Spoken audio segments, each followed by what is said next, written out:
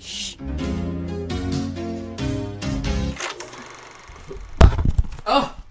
Un film! Dans cet épisode, je vais vous parler du film Le fabuleux destin d'Amélie Poulain, réalisé par Jean-Pierre Jeunet avec Audrey Tautou, film de qualité française ayant eu un énorme succès.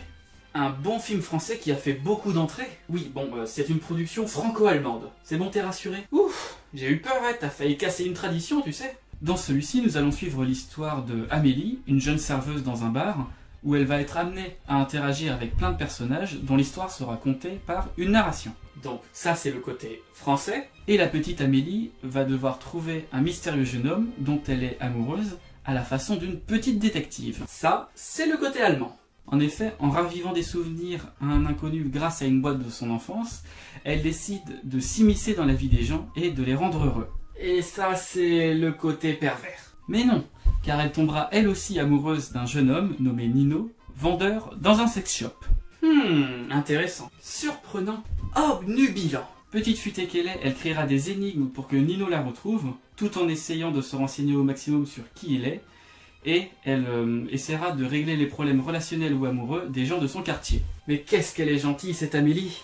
Nous allons suivre le périple amoureux d'Amélie, qui se trouve être assez timide. Du coup, elle aura un peu de mal avec Nino et elle loupera quelques occasions. Nino, qui lui aussi est assez étrange, car il collectionne les photos ratées que les gens laissent dans les poubelles des photomatons.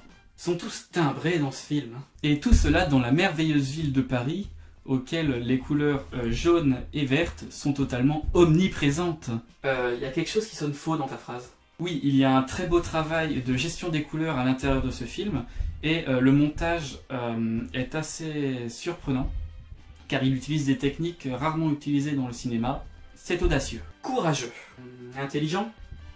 Oui, bah moi je suis habitué à faire des rimes en « an ». Donc pour résumer, Le fabuleux destin d'Amélie Poulain est un super film français qui nous fait jouer avec les personnages qui sont très riches de caractère. Il a été mûrement récompensé, et tant mieux, et il nous fait adorer la ville de Paris avec son charme très pittoresque. C'est bizarre, j'arrive toujours pas à trouver ce qui cloche dans ce que tu dis. Bref, regardez-le et vive le cinéma.